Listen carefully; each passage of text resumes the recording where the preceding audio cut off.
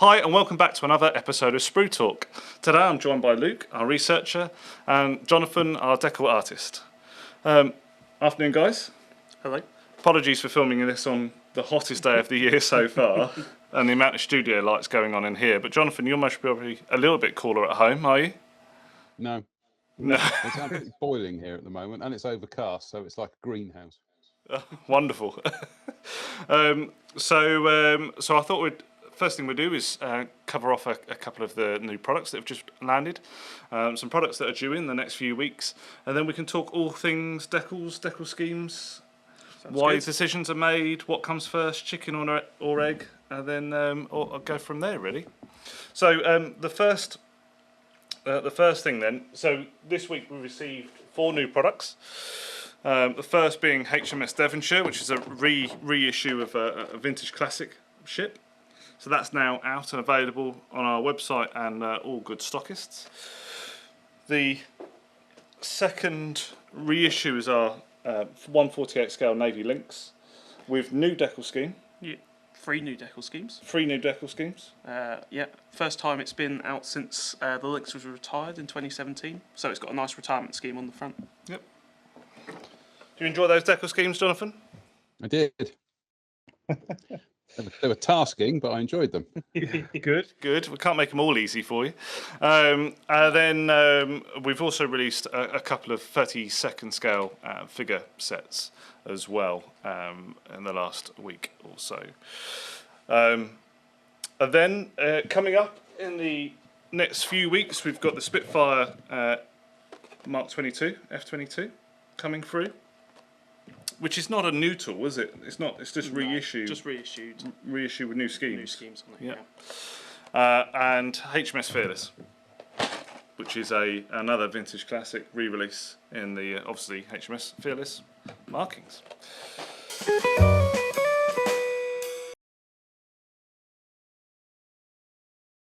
So, chaps, invited you here today to talk all things decal schemes. The process that we go through, well, Luke, you go through mainly as sort of before it gets to Jonathan, the centre of the circle, yes, if you like. Yeah. Then it goes to Jonathan, and of course, it eventually goes to Adam Tooby. It does, yeah. That's sort of the 3 stages. So it starts with me sort of trying to find a decal scheme or multiple for a certain product. That might be a new CapEx item. That might be a re-release, something that hasn't been in the market for a while, and we're trying to breathe new life into it. Essentially, if you boil it down, my job is to tell Jonathan we'd really like this decal scheme, and then Jonathan goes away and researches it and puts it together, because he has far more ability in that than I ever will. And then once we have that, it goes off to Adam, who then puts it together, hopefully faithfully. Recreates what Jonathan's put on the page, and you get this beautiful bit of box artwork. So that's the real nuts and bolts of it. Yeah, and that's the box illustration, obviously, the digital artwork that you see on the box fronts. So cool. So what comes first? And I know this is not always the same, so maybe there's some examples that you guys can share with me. In terms of, we've decided to do a new capex of a product. Have we already got a decal scheme in mind for that? So we do those versions, or we decide to do the versions of the kit first and then decal schemes? It changes depending on the products, and something I'm really keen to do, and you have to do it on some products, is pick your decal schemes before you design the product, which seems weird, and it's not always how it happens. But the worst case scenario is you've designed this lovely new kit, you get to the end and you have this fantastic decal scheme in mind, and you're missing an area, or you're missing a part. The configuration's not quite there, and we're perfectionists, so we'd never be able to put that into the kit, put that decal scheme in, knowing that it's wrong. Sometimes we might not know, but if we know, we don't want to sort of portray it as something that it isn't. Yeah. So it's really important you pick your decal scheme before you start designing, or early on in design, but it's not always the case, as I say, especially when you're doing a refresh, a year 2, year 3 capex, or just bringing back a product that's 10 years out of the range. You have to work with what you've got within the tooling, which can be challenging sometimes, because you find an amazing scheme, then you go down the rabbit hole, and then you realise, I don't have that part to do that part of the scheme. It's really frustrating, but that's that's the game we play. So yeah, I'd say it's important to pick it first before going down the rabbit hole. Yeah. Jonathan, we'll come on to you, and perhaps I should have covered this off before we started talking about what comes first. But you've been designing decals now for a hell of a long time, haven't you, for Airfix? Yeah, thanks for reminding me. This year is actually my 25th year. Congratulations. Yeah. Thank you. Which actually now means I've gone from being a relative newcomer to pushing into the echelons of somebody who's got one of the longest associations with the company now, which is rather worrying because I still think of myself as a relatively kind of youngish man in my early 30s when I started doing this, and I'm not. I'm kind of like I'm edging towards middle age. It's quite worrying that, but yeah, it's what Luke said actually is that especially with the new tool stuff these days, you've got to be very canny when it comes to making sure that what you want to do as schemes have to tie into what the kit can actually do. And actually the links that we saw a bit earlier, that was a very good example, because when that was being designed, when was that? That was about 10, 11 years ago when the tooling for that was going through the machinations and everything. And the thing was that actually there were a number of marked detailed differences that you had to nail in the kit in order to kind of do your decal schemes, and vice versa. And I know I noticed this week people were bemoaning the fact that why hasn't that kit ever been released as a HAS 3 with the round nose and everything. Well, the simple reason is the rear fuselages on them are substantially different. And there's all different things. There's different rivet patterns, and especially as that kit's got quite a lot of the rivet patterns, you can't, what do you do? Do you do that and then people complain that the actual kit isn't quite right for the decals, or do you just plow on and hope people don't notice? And in fact, we'll talk about the Spitfire, big Spitfire in a while, but that's another good example, because I know Luke's research was absolutely fastidious in making sure that what we are doing is right for the kit.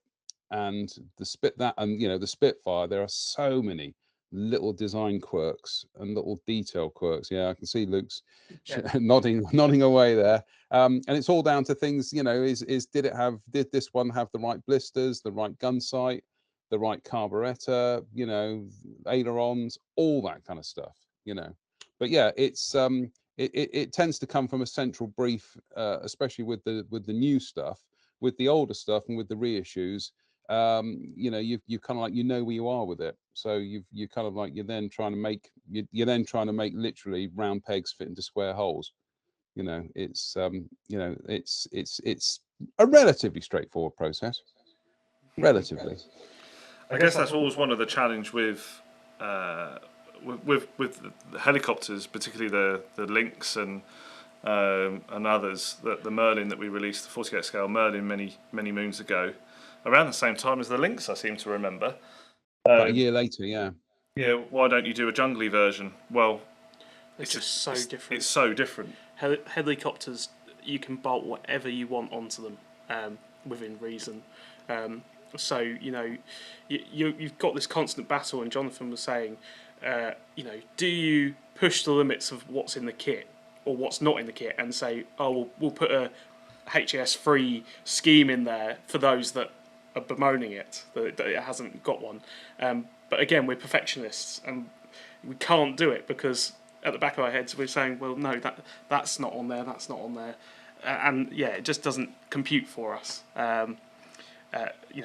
I think there's people shouting at the screen probably going, no, we really want you to do that, but we'll never know the numbers on who wants that and who doesn't. No, and I guess someone that really wants a round-nosed 48 scale Lynx, they will go off and buy the aftermarket parts, and they will go off and buy the aftermarket decal sheets, and they will. That's what they want to get out of modelling as a hobby, which is absolutely fine. At least we've given them a bit of a bed to start from, and we keep our friends in the aftermarket happy. Yeah, we try to. Yeah, and you make a sale, regardless. You still make a sale. Exactly. Yeah. So, it's, I know people say, well, if you released it as this version, you would sell more. Well, if people are converting it, you're still making the sale. So, it works both ways. But yeah, it can. I can understand the frustration, but as I say, the problem we have these days is, say, compared to 20 years or 30 years ago, is that everything is so much more in the spotlight now, and it's a very bright spotlight. And if there's things that aren't quite right, the rest of the world will find out about it. Power of the internet Well, in terms of helping research, but also it's got that good now that you can't make these little mistakes because it just gets highlighted, as you mentioned, Jonathan. Interestingly, just on the subject of what's in the kit and how it relates to schemes, on the links, we had spoken about trying to fit another nation in there. So we've got the Danish scheme, the German, and the Royal Navy scheme, and I believe we were speaking about trying to put a Brazilian links in there at some point. But the kit is designed in such a way that it can only do those 3 variants. Even one aerial that's on the Brazilian and not on the other 3, it's good night Vienna. It's over. You can't put it in. So it's really frustrating because there are sometimes it's just a tiny detail difference, but you just can't do it. Yeah, I remember down at the Yeovilton Model Show, Jonathan, you would have been there many moons ago when we'd announced the 48 scale links, and this chap wandered up to the stand and said, "Oh, have you decided what decal schemes you're doing yet?" And I said, "Well, I don't think so. I think the guys are still working on it." He said, "Well, how about doing mine?" And that, of course, was Jamie Hago. And we did. We did. So, which is amazing. It was just an amazing conversation to have. Have you decided? No, don't think so. Do mine then. Yep, fine. And to be fair, that's something that we do sometimes still. If you're speaking to someone or someone's helped you with the research and that they own an aircraft or have an association with an aircraft, and they say, "Look," or it's always nice. We normally say, "Right, if you help us, we'll put your name in the instructions," which is nice. But if they've got an association, you should see their face light up when you say, "Oh, and one of the schemes will be your aircraft." Yeah. It's one of the best things to build your aircraft in miniature form. It's great without having to go and buy other decals. It's sort of a way of recognising the help they give you. It's just great to do. I guess we've done that with the new Sabre release this year as well, haven't we? Yeah, sort of. So the F40, we scanned the F40 variant over in Norway. Gardermoen. I always get it terribly wrong, sorry. And they've been tremendous with a couple of projects. And part of the deal for scanning their aircraft, so sometimes when we 3D scan, you pay a fee, an hourly rate. Theirs was, we want ours to be on the box, which it is. I'm looking around. We haven't got it here. But it's a We'll great. put it up on the screen. Great bit of artwork. It's a great scheme. Sometimes you get people asking, "Can you put mine on there?" And you go, "Oh, there's better options out there." But in that case, it's just a spectacular scheme, and Adam's done a great job then converting that to a great sort of scene on the box. So yeah, it's really nice to do, and it's sort of I'll scratch your back, you scratch mine sort of thing. Yeah, and the second scheme for that is the Japanese air defence. Yeah, again, you're always looking for a story on a scheme. So there's the Norwegian where they've helped us, so we put theirs on the box. Japanese isn't the same thing. It's the F40 was essentially designed for the Japanese, so it felt wrong not to have represented Japanese self-defense force in the boxing in some way. So you get 2 different nations that you might not necessarily see in a boxing or expect to see in a boxing normally. So it's quite a nice varied mix. Yeah, I think Jonathan, you'll know this, but that Japanese scheme is, I think it's the first time Airfix may have ever done a Japanese scheme. I think it is the first time the company's done a modern Japanese aircraft. Modern Japanese aircraft. Obviously, there's been World War II aircraft, Zeros and things. all 3 of them. Zero, the Kate. No, sorry, 4. Zero, Kate, the Val, and the Dinah rather. That's it. That's the limit of it. But certainly not Jet. I mean, looking through the range, there's a few contenders that you could have put some Japanese markings on, but it's never been done. So, which is a shame, because Japanese, modern Japanese aircraft or post-war Japanese aircraft, they're colourful, very colourful. I was just going to say, actually, we're talking about schemes, and I was doing some tippity-tappity in the background there. It was on the Spitfire 14 that was released a year or two back, and we were scouting around for another scheme to go in there, and I came across we were looking at doing Flight Lieutenant Jim Prendergast's aircraft. He was a Canadian pilot, and it just so happened that I found on Facebook, I think it was his great niece or something, and I was put in contact with her, and she provided me with some more background stuff and whatever. But long story short, she was delighted that her uncle's aircraft ended up in the kit, and she got a copy of the kit as well. So I like stories like that, where everything dovetails together, and it connects you. It connects you with, not, even if it's not the people directly involved in history, it connects you with people who are part of that history. So I do like things like that. It's that does make you smile, in terms of what you're doing and how you're kind of bringing history alive for people. Well, that is modelling, isn't it? That's modelling is in part bringing history alive. So vitally important that we keep that going. Definitely. And I guess having a wonderful story to tell, or a story to tell, makes the decision on a scheme much easier. Well, it makes the decision to pick the scheme much easier. So you're constantly fighting a battle of lovely stories with a lack of information, and then you might have a more boring aircraft that you've got 4-5 views of, and it makes Jonathan's job a bit easier. There are certain aircraft that you just don't have any information on, apart from maybe what code markings they had and their serial number, and that's it. You can't find, but the story behind them is great. The one with the Spitfire in front of me, Johnny Johnson's beer barrel aircraft, that comes to mind. It's a fantastic story. The serial didn't exist on the factory production, the production records, but people say it was cobbled together from other aircraft. Can you find photos of it? No. It's a great story though, and they flew it twice apparently. So it's great, but it would make Jonathan's life really, really difficult. But the one thing we always say is, if you haven't got a photo, you just hope no one else has got a photo to prove you wrong. Essentially, you take your best stab at it. Or you do what I do, which is you put research notes on the instruction sheets, which lets people know. When we do sometimes kind of like, you're aware that you might be going down the rabbit hole of doing something where people are going to disagree. So you head them off at the pass, and you say, look, we're aware this is controversial. We're aware there is uncertainty about this. But there is a reasoning behind why we've arrived at this particular interpretation of a scheme, and here it is. And of course, the thing to remember is, we all have to make decisions. Okay, the guys designing kits have to make decisions. The decal artist has to make a decision in terms of interpreting color schemes and markings and everything. So we all have deadlines.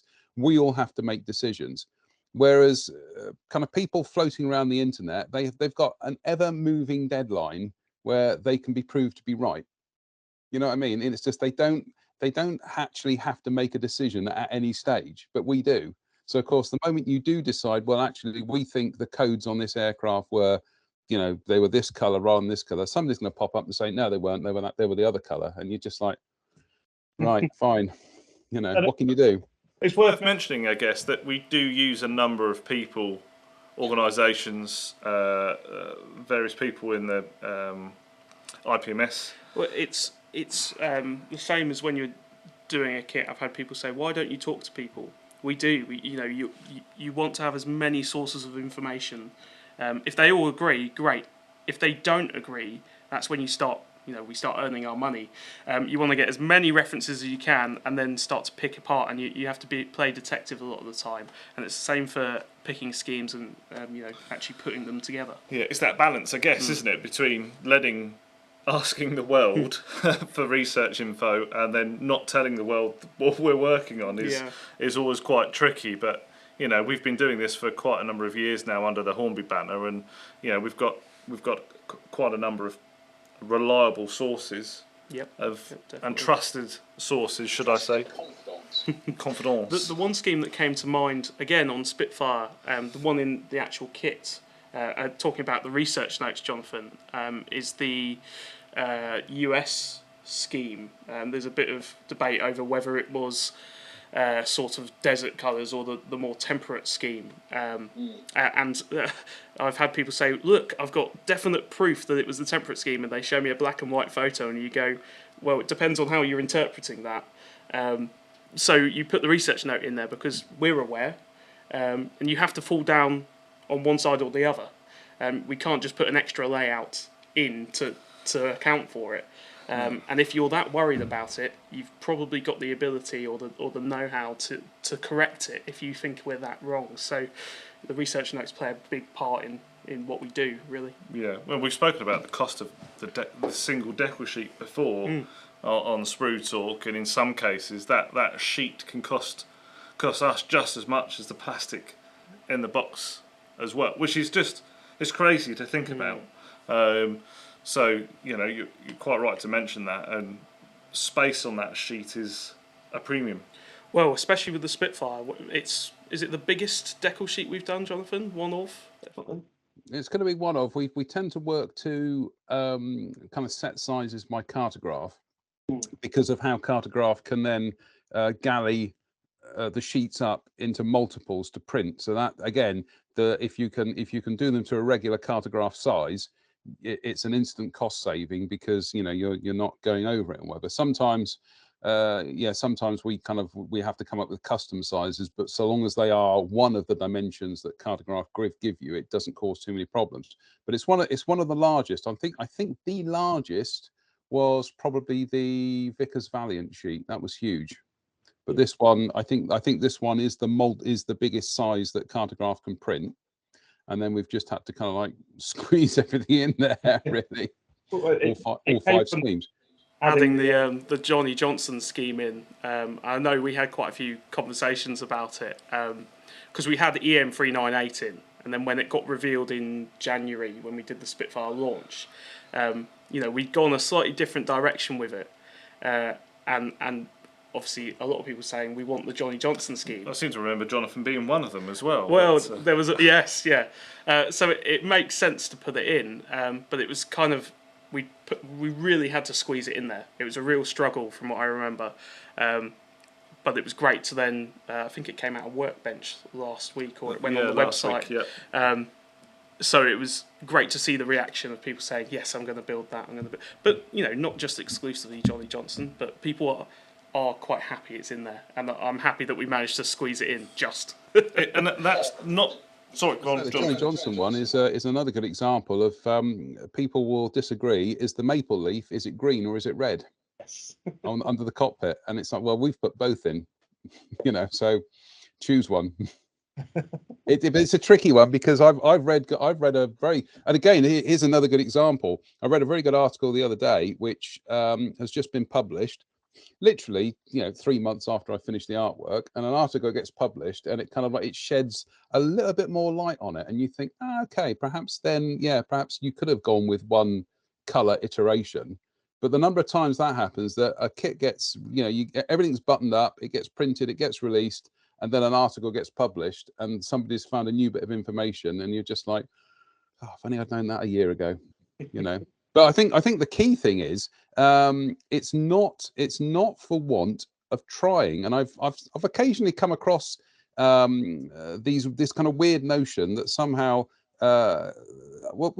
somehow the decal sheets that go into model kits aren't as well researched or as diligently done as sheets that go into aftermarket sheets and whatever. And I will hotly dispute that because I've done aftermarket decal sheets. And I apply the same diligence. And in fact, you show me an aftermarket decal sheet of certain subjects and give me a red pen, and I can go through them and say, right, well, that's wrong. That's not quite right. this isn't correct and whatever. So there is this weird deference sometimes that aftermarket sheets are always correct, and kit decal sheets are done by people who don't know their elbow from their other elbow, you know, and it's like... Weirdly, I'd say it goes back to that spotlight we were talking about. The spotlight goes on the kit mainly. So, you know, we're under this magnifying glass with the plastic, but also the decal sheets. So you get questions asked of you and what you've done research-wise. Aftermarket sets don't get as much of that spotlight. So there's less chance or less, less people poring over them and finding mistakes. So on the surface, well, we know there's criticism of this kit. There's none of the aftermarket decal sheet. It's because, you know, most of the people who've bought the kit have no idea that that sheet's there. So you've got less eyes poring over it and finding potential mistakes. So, yeah, the same amount of research goes into both. Jonathan, if you had any recent projects that you can talk about, of course, this conversation. That one. Oh no, shush. Yeah, this conversation is quite tricky actually, because in my head, all I'm thinking about is the new stuff that the team are working on and stuff that I keep on seeing on your screen, Luke. So, anything recently announced that has presented a bit of a challenge or has been a bit different? A challenge, yes. I tell you what, it's a challenge. Just try to remember what's been recently announced. Honestly, I think this is the thing is that we live in such a world where these things come thick and fast all the time. That, you know, somebody will mention something to me, and I think, oh, you know, that was relatively recently, and then I look it up, and it was 3 years ago.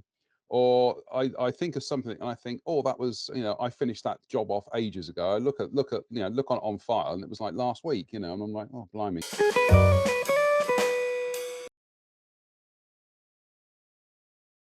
Right, I'm just having a look here. I'm just going through my folder here. Yeah, well, here's a good example. The big 24 scale Harrier GR1 A18001V, which came back as a vintage classic range, and that was just straight repeats of the previous decal schemes, of which you're locked into the box art one. Which actually, Dale, somebody managed to unearth a Roy Cross rough of that Harrier, which did initially go out on the website, and I think for a time there was kind of like there was a bit of, you know, should we put that iteration out as the box art? I remember you messaging me saying, "Where has this artwork come from?" I was like, "This is what I've been given." Oh, it was never released with that box. Yeah, that was a really rare rough that was barely ever seen when it was done. But obviously you've got the box art version, the classic box art of the hovering one, kind of at Dunsfold, and then you've got the secondary scheme, which is US Marine Corps one. But in this case, I actually kind of wanted to bend the rules a little bit. And I said, look, you know, we've already got the serial and underwing serials for the British one. Can't we include a set of Type D roundels?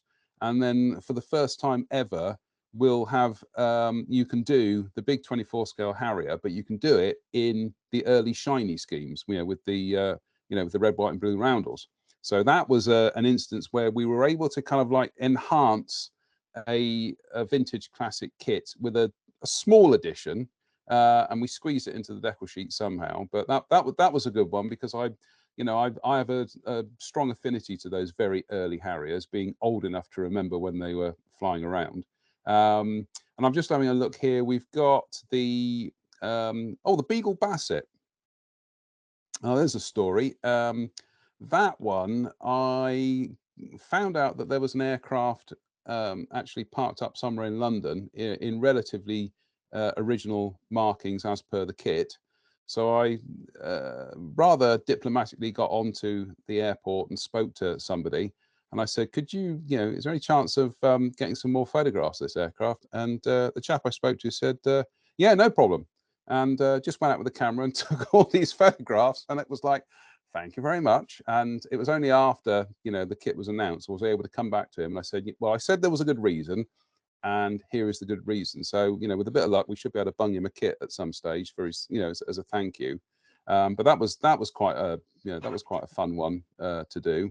I'm just looking through. On the Beagle Basset, we haven't announced this yet, but we've had to retool the clear parts for that. Yes. So that's a future workbench article. So I won't give everything away now, but essentially we, our manufacturer had lost the tool insert where we have common tools, or the early days, Airfix early days, was to have a common tool for clear parts.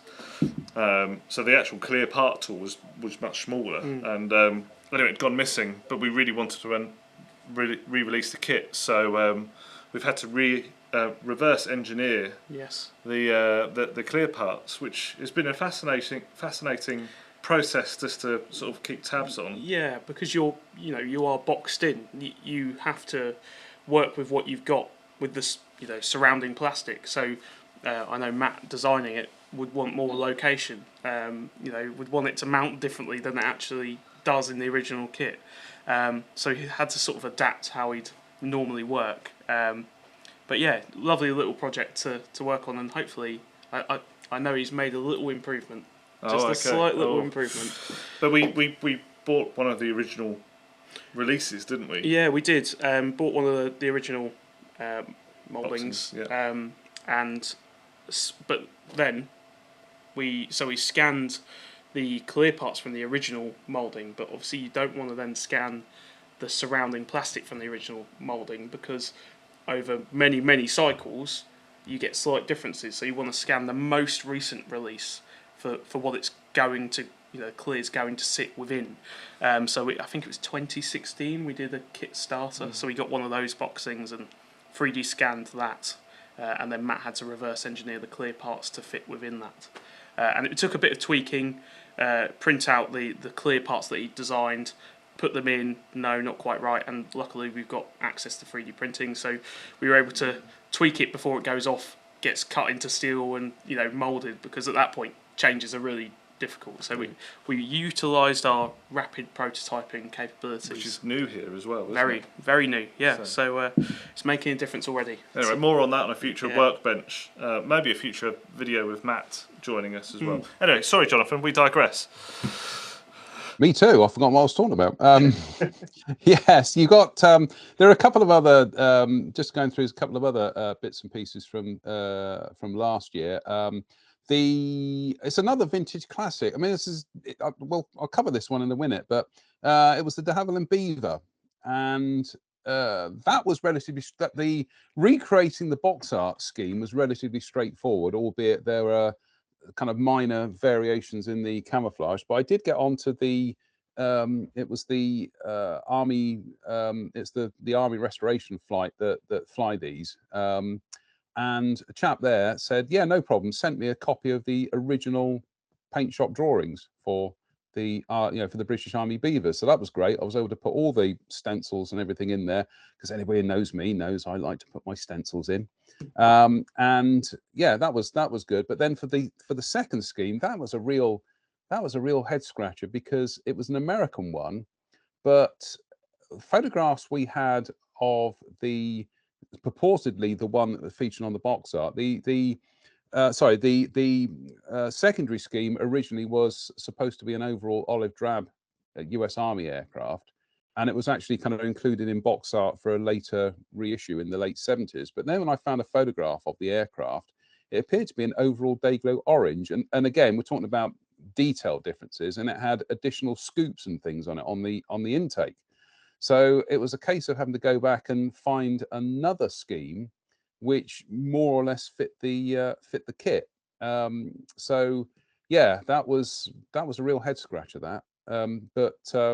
Yeah, and I'm just looking up here. We've got we're talking about schemes that you're always trying to find new schemes to do. This was the Harrier GR7/9 from last year's program, and we were looking for an interesting scheme for the A scheme. And I think in the end we came up with, it was a 41 squadron aircraft, which I don't think that's been done as a decal sheet by anybody much in recent years. So we've managed to do that one, and I think the second scheme in that was, help me out, Luke.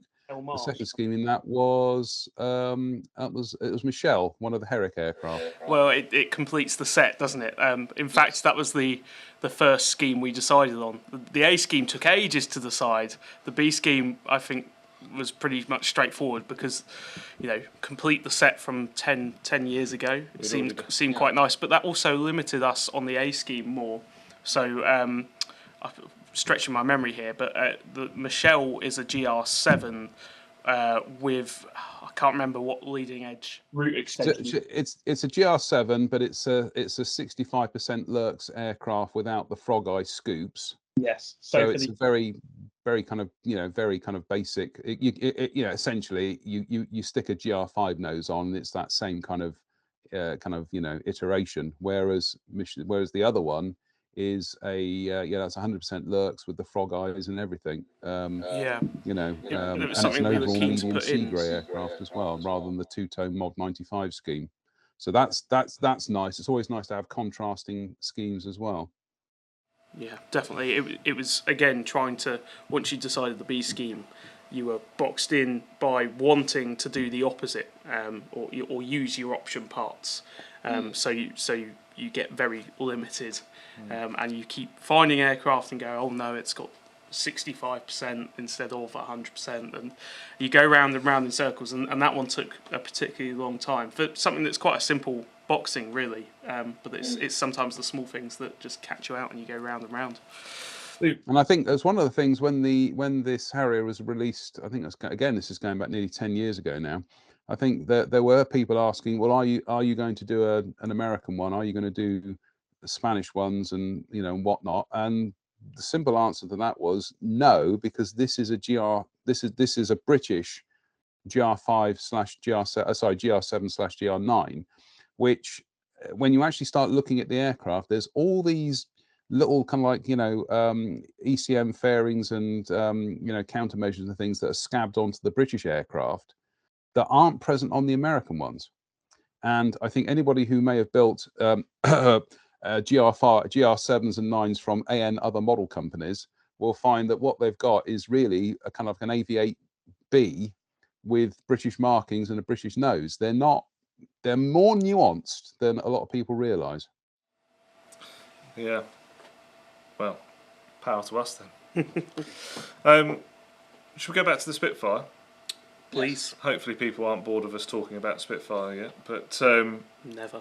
So when we announced the Spit, we had 4 decal schemes, and then huge uproar that we hadn't included Johnny Johnson's. I'd like to say scheme. Expected uproar. Yeah. we knew that it would ruffle. We was waiting for it. So we've got Johnny Pladish's aircraft. Yeah, on the front. And then we've got a Canadian. Well, yeah, Ian 398. So Ian Kelty's aircraft before Johnson took it over. I think it's 402 Squadron at Kenley. C scheme was because everything shifted on one, but C scheme was the American USAAF Garth Jarrod's aircraft, which we spoke about earlier, with a bit of debate over the colour scheme, which we've hopefully headed off. And then the D scheme is, for me, a personal favourite, is the French Reconnaissance Squadron aircraft. And that's one of the aircraft that it's just so spectacular. It doesn't tick the boxes in terms of reference material. There's not a lot surrounding it. We have one really grainy sort of 3/4 view from the back, but it's just so nice. So many people have said they want to build that French scheme. And it ticked the boxes again. We've got clip wings in the kit, and we got to the point where, right, we need this 4th scheme. It needs to have the clip wings. So we were searching for that. And luckily, it's just a stunner of a scheme. It's great. So from a marketing point of view, managing that product by including other nations' schemes, then of course it gives the sales team and consumers in outside of the UK something a little bit different. So I can take that to the US market and say, look, well, yes, it's an RAF scheme on the front, but of the box, but there is a US marking. Well, RAF scheme on the front, but of a South Rhodesian ace of Greek origin. So it's very, multi-nation. And then Royal Canadian Air Force was the B. Yeah. The C scheme now, Johnny Johnson's was the Canadian wing. So actually, we've gone away from the RAF almost entirely when you dig down into the detail. But yeah, that's the lovely thing. Yeah, it's great. It's always good for decal options to try and make B or C scheme a different country, if of course that's ever possible. A lot of the aircraft in our range, was only ever flown by the RAF or iterations of, I guess. But so now we're including Johnny Johnson's scheme. Yep. We still can't do the beer barrels yet, can we? No. Again, really hard to do the beer barrel scheme and be 100% confident that you've got it right. I know Johnny Johnson's later aircraft was still a 9, but it was an E-wing, which obviously this kit can't do.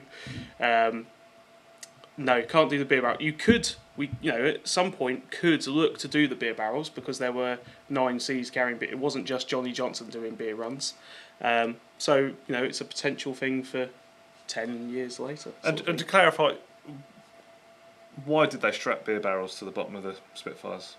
Well, it needed to get them to the troops, didn't it? A bit of a morale boost. Was it just transport? Because I heard the other day it was also to get the beer cool. There's rumours that pilots flew to higher altitudes where it's obviously a lot colder to cool the beer. So by the time they landed, it was nice and refreshing. Whether every pilot did that, I don't know. But it's a nice story, isn't it? It's British beer. It's supposed to be warm. Come on. And also, just to say, anybody who hasn't seen that French Spitfire, I just called up the artwork here. A visual description of it would be: it's in ocean grey, dark grey, medium sea grey, with yellow bands on the wings and yellow clipped wingtips. It's got a yellow rear fuselage with a blue, red, white, and blue tricolor on the rudder, and it also has a dark grey band where they overpainted the sky band on the rear fuselage, red spinner, and it has nose art and everything, and oh goodness me, it's an absolute belter. It really is. Yeah, I like that one. Yeah, we'll put that on screen when we in post edit. But it is. I know it was your favourite, and so many people on the forums and at shows have said, "Yeah, I will buy 2 now because I really want to do Johnny Johnson's. I want to do an RAF version, and now I really want to do that clip wing French, very colourful scheme. So it should be good, just in time for Telford. Yes, yeah. Well, plenty of time for Telford. Paramjit's building away, isn't he? Paramjit's got 4 to build, or 5 now, I guess. No, is he building? No, 5? I don't know. Are you going to break the news to him?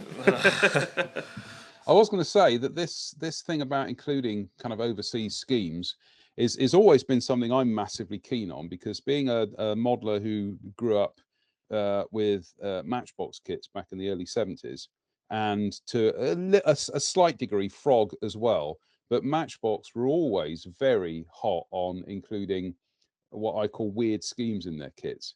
And so that's how I got introduced to things like, kind of like, I think it was Yugoslav Hawker Furies, Indian Hawker Tempests, all manner of kind of really weird schemes where you're just like, you end up kind of like you end up with an angst-filled afternoon trying to work out which scheme you want to finish the model off in.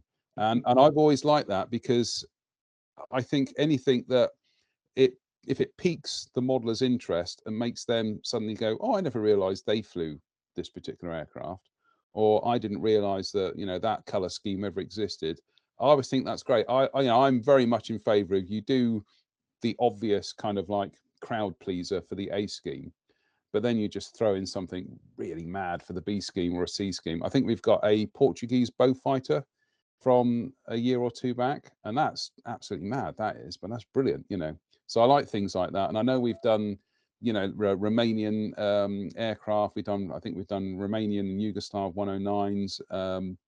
I love that. And it kind of like, to me, it's almost like a carry on of that legacy of Matchbox and Frog. But as I say, it just broadens it out a bit more. It means you're not being kind of like, you're not going for the obvious all the time. Yeah, we've got the Indian Spitfire scheme. Yeah, the Mark 18. That was a gate guard at Western Air Command in Delhi. That's quite a nice thing. And not that I think I'm going to sell thousands of them in, no, but or even hundreds in India. Again, but that's got a nice story that there was a guy that wrote a book.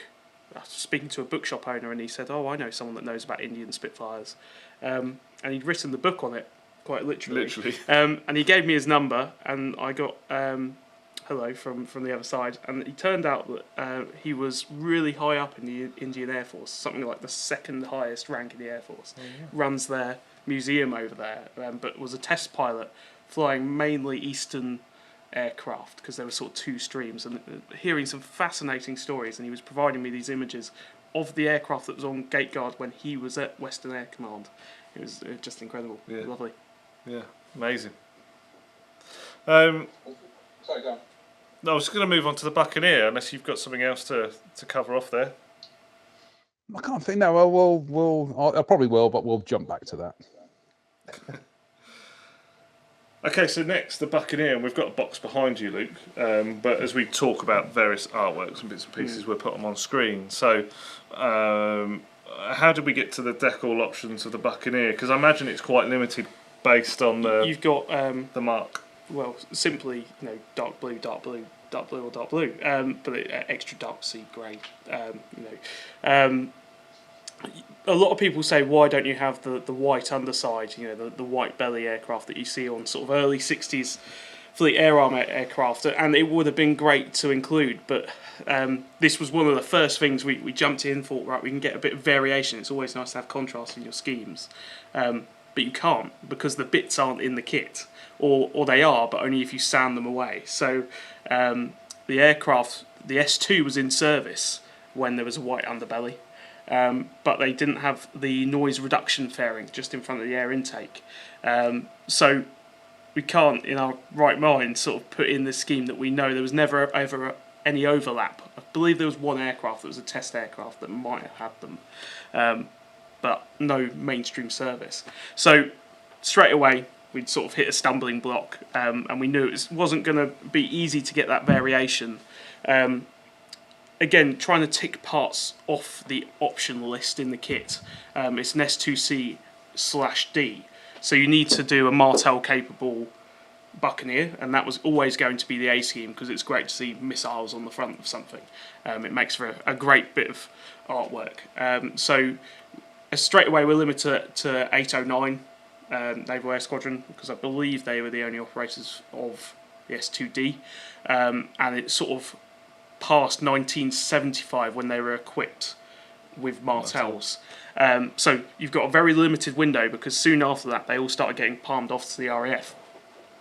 So you're really limited, which makes your life a bit easier, because you just find images of 809 squadron aircraft that were S2Ds at that time.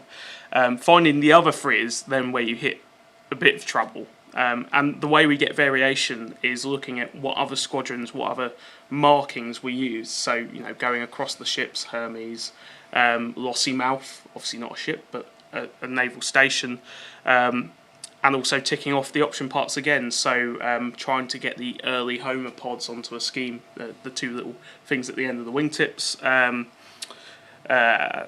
various other things, but essentially trying to get that variation on the box where you can't do it with the colour, but you can do with the markings. And that's sort of how you approach it. You go, right, we want to show the Buccaneer from when it was its earliest that the kit can represent through to the latest, which is the A scheme as an S2D. There's three schemes, four schemes on that box. 4 schemes on that box. And the S2D is the latest one. Yeah. Yeah, that's I've got it up here. 809 Naval Air Squadron Art Royal 78, which was right towards the end of the Buccaneer's service life with the Royal Navy, and that's one of the aircraft that's overall extra dark sea grey, but it's got the red-blue tactical roundels. The other three all have the red, white, and blue Type D roundel. Yeah. But lovely scheme. Didn't we get that wrong? Yeah, so this is one thing where we've corrected it now. We have corrected it. I hinted at it at the start of the recording. So I briefed Jonathan in. Jonathan does an excellent job getting the decals. But there's always going to be human error in places. So when it got handed to Adam, he's got layers on the artwork, and had originally was put out with the free colour roundel, but it's no longer. It's the low vis, and we didn't spot it because it's we're so close to the project and you're looking at it, and there's actually a poster from the 72nd scale Buccaneer in the office with the free colour roundel, and we're convinced we'd seen that poster so much and thought that's the Buccaneer, and looked at our brand new artwork and just not spotted it because we were so used to seeing this one type of roundel. As soon as someone said online, "Not sure about that roundel," we knew immediately. We knew, we knew it was meant to be the low vis, but just hadn't caught it. But luckily, all corrected. We live and learn. Yeah, because we hadn't intended. I think it went out on wallpaper available on our website, and we hadn't actually intended to announce it or show it to consumers so soon. It was put out a couple of months too early. I was asked whether it was okay. I just blindly said yes, and so no one's fault there. But actually, it saved us because after putting it out, then we got that message, and we were at a point where we hadn't put it on box. It had just gone to production in India. Yeah. The artwork had been sent out, but not printed. Not printed, because we sent it on the Friday, and I was sitting down to my breakfast on Saturday when I read a comment, and I had to call Martin and say, look, we need to correct it. Otherwise, I wasn't going to sleep all weekend. So I will point out that the Decal artist got it wrong. Don't worry, Jonathan got it right. So if you had built the kit, it was fine. Basically, it was just a box illustration. Do you know what? It's one of those things that Luke's right. You are so close to something that you look at it and you're seeing what you want to see, and then you suddenly go, "Oh no, it's not." And I mean, I can tell you the number of times I've done this where I've designed a sheet, I've put it all together, I've numbered it, I've started doing the layouts, and as I've been doing the layouts, I suddenly get to the one stage where I go, where are the underwing serial numbers? And I go back to the sheet and I'm like, oh, okay. It's, stencils, I never miss a stencil, right? But 36 inch underwing serial numbers. And I'm like, yeah, better put them in, I suppose. And it's you can be so close to something. You're looking at a finished sheet or a first draft, and you're seeing what you think you're seeing. But yeah, that occasionally happens. We're all human. You're mentioning stencils. Mark, the chap who built the 48 scale links on the table just behind my laptop. Jonathan obviously can't see it, but he loved your stencils. People do eventually. I got a few choice text messages from Mark one evening, thanking you for the stencils included. So yeah, but it looks amazing. So a credit to both of you. I had some different texts about the Buccaneer from the guy building it for Airfix Model World, going so many, and cursing. Do you know what we call that? Value for money. Yeah. Okay, guys. Well, brilliant. I mean, I don't think Jonathan. Do you want to give your video blogcast jobby a plug? Where can people usually find you? Well, I say when lockdown commenced 2 years ago now, it was myself, Drew Manton, Spencer Pollard, model makers of this parish or thereabouts. We were just like, we've got to do something. We are going nuts here, and we started up a webcast thing, which is our interesting modeling company. And that just kind of like, it started off rough and ready, and it started off originally as me and Spencer doing like challenges. We'd pick a kit and say we've got 10 days and we're not allowed to use anything on it, and it turned from that. But yeah, we do a twice weekly webcast now, and we do, we talk about new kits. We even talk about our projects and have our workbench cameras showing us doing things and whatever. We're trying to expand the range, trying to expand the show and everything as much as we can, given the pressures on all of our time and whatever. But we've done a couple of things. We did last 2020 we did what we called a festival of scale modeling, because there was no scale model world. Last year we did another festival of scale modeling, which was the alternative to scale model world for people who couldn't attend, and we timed it for a different weekend. We did a thing this year which was Ukraine, which was our Ukrainian fundraiser, and we've done various little kind of like group builds this year. The one I'm looking forward to is next month, because we're going to do Airfix August. Excellent. So and I'm looking forward to building the 24 scale Spitfire Mark 1. So you've got, for Telford, you've got obviously got Paramjit's squadron of Spitfire Mark 9s, but I do think it'll be nice to have the Mark 1 there to give you to kind of like complete the history, but it's also, you know, to some extent show how kit technology has changed over the last 50 years, because that 24 scale Spitfire Mark 1 came out in 1970. And I actually had that when it came out, reasonably. I got it for a birthday, and my father said, "There you go, happy birthday." I said, "Thank you very much." He says, "That's far too complex for you to build. I'll make it for you." And that was it. So I'm looking forward to actually building one myself this time. And again, I was going to say, the thing about the vintage classics is, as much as I enjoy doing, obviously I enjoy all the work I get, but as much as I enjoy the doing stuff on the new kits and whatever, sometimes it's actually the vintage classics that I get a little bit more of a kick from, because I'm going back and I'm revisiting kits from my childhood, and sometimes hugely iconic kits, you know, things that really were, you know, mostly unaffordable, but things that were really kind of like, you know, they held a lot of kind of resonance for me. So to actually be going in there now and actually doing new artwork and realizing that kind of iconic box art by Roy Cross and, you know, Mac Dunner and people like that, that now suddenly my story is part of that as well. That's incredible. You know, I still sit there and, you know, kind of like literally mind blown, you know.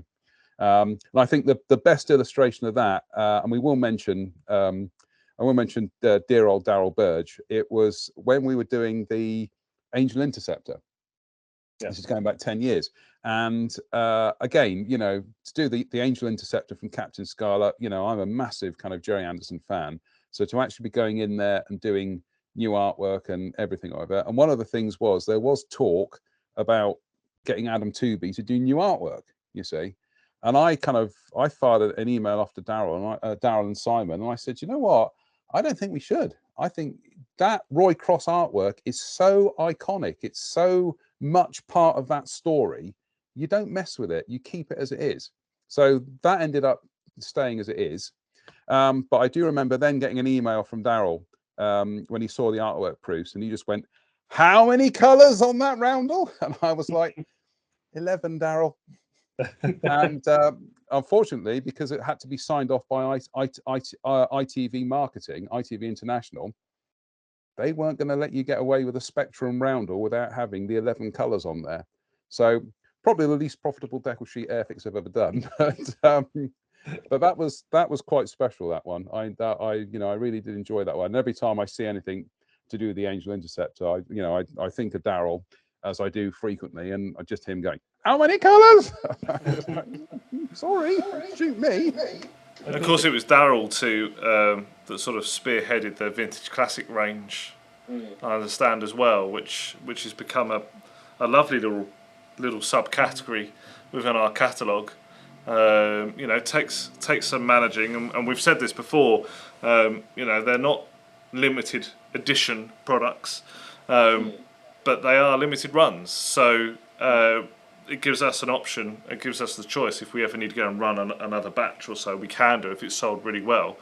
But essentially, it's usually just one production hit, and then that's it. You know, it will come out the catalogue the year after, and you won't be able to get it again for some time. So it's a lovely little category. So thank you, Darryl, for that one as well. Absolutely, yeah. And unfortunately, we're out of time today, because I'd love to come on at another stage and talk about Dick Ward, who was my predecessor.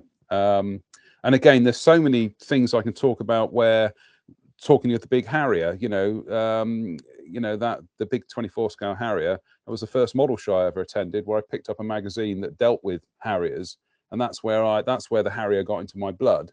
But there's stories there that I didn't know at the time that Dick Ward was actually at that show, and I was only about 5, you know. And there's all weird things where you know, kind of like my paths have crossed with so many people who had something to do with Airfix, and I didn't know at the time. And then suddenly I ended up doing what I'm doing, which I'm eternally grateful for, because I'd be useless at anything else. So you know. Yeah. But that's pleasure to come on today, chaps. Thanks for inviting me. No, thank you very much. And I guess the viewers and the listeners, you know, go and find Jonathan's channel. Interesting modelling company. Go and find his Facebook page, his YouTube channel. If you've liked what you've seen and listened to today, then don't forget to subscribe to us. Thank you very much, gents. Thank you. Don't forget to comment in the box below as well. Let us know what you want to hear us talk about in future episodes. And I think that's a bit about it. We need to go and top the water up again. We do. We lost a bit of weight sat in here this morning, this afternoon, and this weekend we got Riat, so we need to go and pack the van for that. So thank you very much, Jonathan. Bring a raincoat. It's actually raining here, would you believe? I think it's meant to be pretty hot this weekend, but thank you very much for sticking with us this episode, and we'll see you again next time. Thank you. Thank you.